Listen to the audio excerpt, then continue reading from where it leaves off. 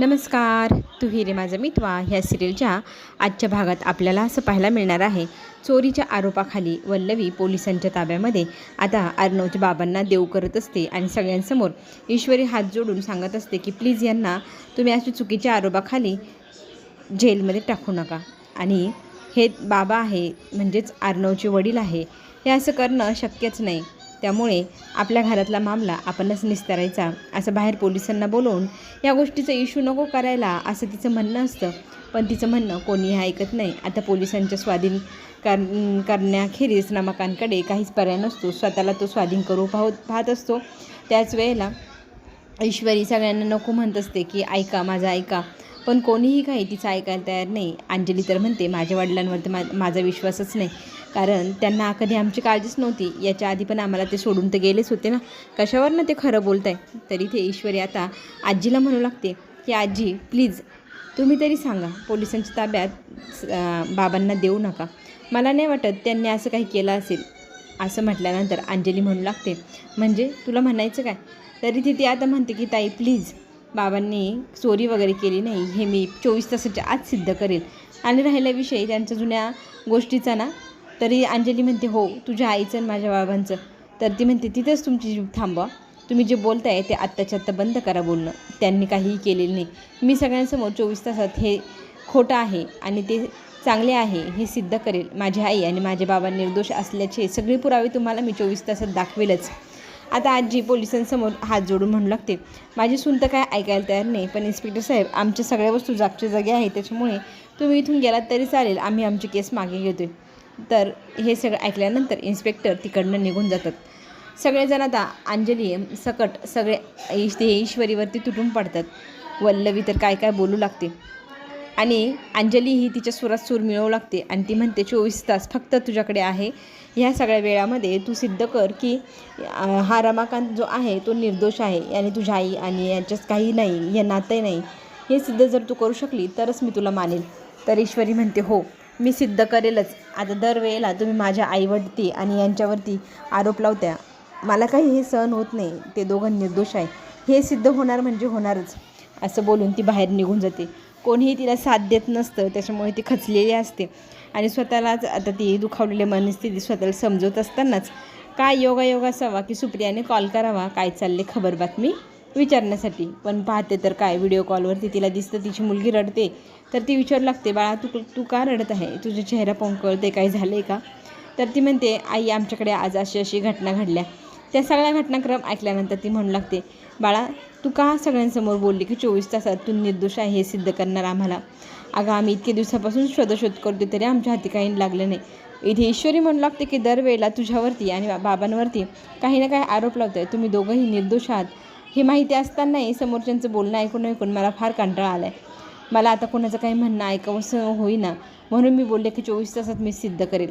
पण कसं करशील असं सुप्रियाने आता प्रश्न केला आहे. तर ईश्वरी म्हणते माहीत नाही, काय करावं ते सुचेना.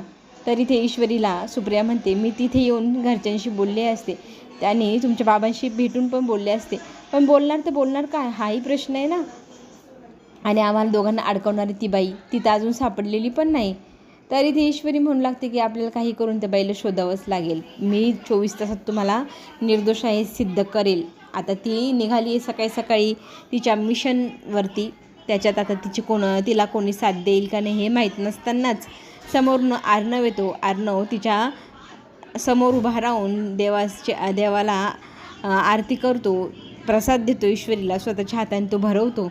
आता ईश्वरीला त्याने असं म्हणजे सिग्नल दिला आहे की मी तुझ्यासोबत ह्या सगळ्या मिशनमध्ये सामील आहे. बाबांना आणि तुझ्या आईला निर्दोष सिद्ध करण्याच्या सगळ्या गोष्टीसाठी आपण दोघं मिळून प्रयत्न करूया, असं जणू त्याने तिला संकेतच दिला. दोघंजणं देवाचा आशीर्वाद घेतात आणि त्यांचं मिशन सुरू होतं आईबाबांना निर्दोष आहे हे सिद्ध करणं. वल्लवीला मात्र घामच फुटलेलं आहे बरं का, कारण तिला सतत दिसतं आहे की माझ्या तोंडाला काळीमा फासली जाईल. आणि ईश्वरीचं तो ताव पाहता तरी असं वाटतं आहे ते आजच्यात जणू काही ही केस सॉल्वच करणार आहे. तिने जर असं केलं तर माझं काय हाही प्रश्न तिला पडला आहे. पण यातनं मार्ग काय काढावं हे तिला सुचेना, भांबवलेली आहे. भांबवलेल्या परिस्थितीत ती लगेचच धुमाळला कॉल करते. तो एकमेव व्यक्ती आहे जो जर त्यांच्या तावडीत सापडला तर तो सगळ्यांना सांगून टाकेल का मी वल्लवीसाठी काम केलं होतं. तर ती सतत त्याला कॉल करून धमकावत असते आणि मग तो म्हणू लागतो की धमकावत असते की तू आत्ताच्या आत्ता हे शहर सोडून निघून जा. तर तो म्हणतो माझे रिटायरमेंटचे काहीच दिवस राहिले, मी तुम्हाला सगळे पुरावे दिलेले असताना देखील तुम्ही सतत मला का धमकवत असतात.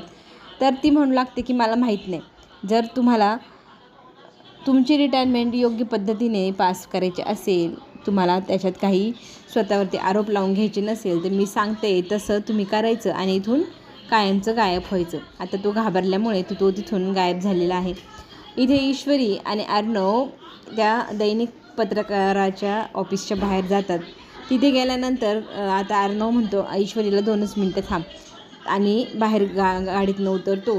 डिकीतनं काही कपडे काढतो. ते कपडे घालून छपरी अवतारात आपल्याला असा अर्णव तिथे दिसेल. त्याला पाहिल्यानंतर तो कोणाला विश्वासच बसणार नाही, हा छपरी आपला अर्णव आहे.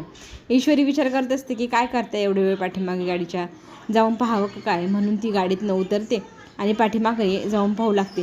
तर तिला एक नवीनच अवतारात आपला अर्णव दिसतो. अर्णवला पाहून ती म्हणू लागते की हे काय आहे. तर तो म्हणतो मी हे कपडे घातले आणि हे सगळं अवतार घेतलं आहे फक्त आणि फक्त त्या धुमाळची दिशाभूल करण्यासाठी. माझ्याकडे एक ऑसम प्लॅन आहे.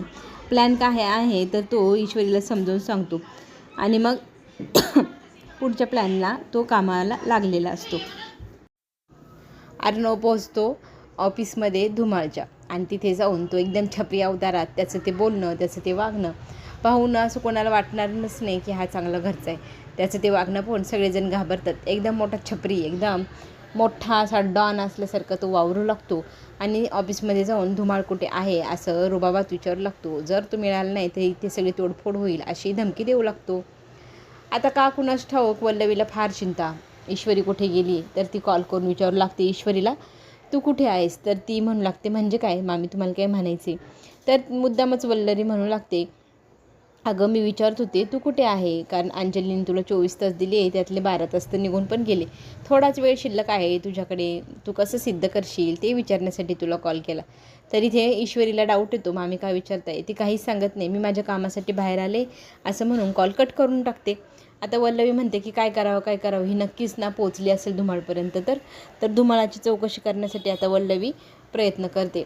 आता इथे अर्णवच्या या छपरी अवतारात असलेल्या डॉनला इथले लोक घाबरतात. आता इथे तो म्हणू लागतो की मला फक्त धुमाळांशी काम आहे, माझा अर्जंट नंबर द्या, कारण माझ्याकडे एकदम जबरदस्त अशी बातमी आहे ती धुमाळांना द्यायची, ज्यामुळे हा पेपर एकदम वरच्या लेवलला जाईल. ह्या पेपरची ती बातमी ऐकून अख्खा महाराष्ट्र हादरून जाईल, अशी रॉकिंग न्यूज माझ्याकडे आहे असं म्हणत तो तिथे आता त्या माणसांना एक फोन नंबर देतो आणि तिथून चालता होतो. आता तो गेल्यानंतर मग लगेचच धुमाळाला कॉल करून त्याचा माणूस सगळं सांगतो. एक फोन नंबर दिला आहे, तो नंबर त्याचा माणूस लगेचच कॉल करून सांगू लागतो. अर्णव इथे बाहेर येतो. ईश्वरी त्याला विचारू लागते धुमाळ मिळाला का, पण तो म्हणतो नाही मिळाला, मी फोन नंबर दिला आहे, माझं इम्प्रेशन मी चांगलंच पाडून आले, बघू आता पुढे काय होते. योगायोगाने काय झालं, लगेचच धुमाळला काही राहावे ना, एवढी मोठी न्यूज एखादा व्यक्ती देतोय म्हटलं होती तर मी लगेच मिळवायला हवी. मग तो लगेचच कॉल करून अर्णवला विचारू लागतो आणि अर्णव धुमाळचा कॉल उचलावं का नाही अर्णव विचारत असतो. ईश्वरी म्हणते नाही उचला आणि बोला बरं. मग एकदम छपरी अवतारात हा अर्णव बोलू लागतो, बोला माझ्याकडे एक रॉकिंग न्यूज आहे, तुम्हाला हवी आहे का, पेट्रोलमध्ये का कोणीतरी एकदम मिलावट करते, माझ्याकडे सगळे पुरावे पण आहे, तर तुम्हाला ते पुरावे पाहिजे असेल तर मी लगेचच तुम्हाला भेटतो आणि सांगतो. धुमाळला एकदम विश्वास बसतो की हा व्यक्ती आपल्याला चांगली बातमी सांगेल आणि त्याच्यामुळे आपल्या दैनिक पेपरची चांगली विक्री पण होईल, आपल्याला चांगला फायदा होईल. मग तोच विचार करून तो लगेचच भेटायला तयार होतो त्या नंबर दिलेल्या छपरी व्यक्तीला. अर्णवचं मात्र अर्ध काम झालं. ईश्वरीला म्हणतो चल आता आपल्याला त्यांनी भेटायला बोलवलं, लगेच तिकडे जायला हवं. इथे वल्लवी मात्र विचार करते, फोन उचलत नसतो धुमाळ, तर लगेचच तिच्या माणसाला सांगते की कुठे आहे धुमाळ. तर तो म्हणतो आहे इथे फार्म हाऊसलाच आहे, पण तो आत डोकावून पाहतो तर तिथे धुमाळ नसतो, फक्त त्याची गाडी घर सगळं जागेवर असतं. तर तो कॉल करून लगेचच ही सगळी बातमी वल्लवीला देऊ लागतो. वल्लवी इतकी चिडते, तुम्हाला काय कामाला पैसे देते, तुम्हाला त्याच्यावर लक्ष ठेवता आलं नाही, आत्ताच्या आत्ता त्याला जाऊन शोधा कुठे गेला आहे, आणि त्या माणसाला ती धमकवून त्याच्या मागावर पाठवते. आता ते तिथे पोचेपर्यंत काय होतं कुणास ठाऊक. मात्र आता ईश्वरीला आपल्या वल्लवीला चांगलाच घाम फुटला आहे. पुढील भागात आपल्याला पाहायला मिळणार एकदम कॉन्फिडंट अवतारात अर्णव आणि ईश्वरी घरी परत आले. तिच्या सुप्रियाला पण घेऊन आले. आता सुप्रियासमोर वल्लवीला ईश्वरी बोलवू लागते. आता इथे ईश्वरी आपल्याला का बोलवते हा प्रश्न तर आहेतच हिच्यापुढे. तिला कळलं आहे की आता तिचं सगळं भांडं उघड पडणार. सुप्रियासमोर वल्लवी गेली. वल्लवी ला लगेच सुप्रिया ओळखणार. मामा आता तावातावाने मामीला घ्यायला बोलवायला खोलीच्या दिशेने जातात. आता काय करावं काय नाही म्हणून इथे घाबरलेली असते वल्लवी. चला तर मग पुढे जे काही ट्विस्ट येणार, जे काही सत्य सगळ्यांसमोर येणार ते पाहण्यासाठी सगळेजण तयार आहात. आपण भेटूया पुढील भागामध्ये. तोपर्यंत छोटीशी विश्रांती. धन्यवाद.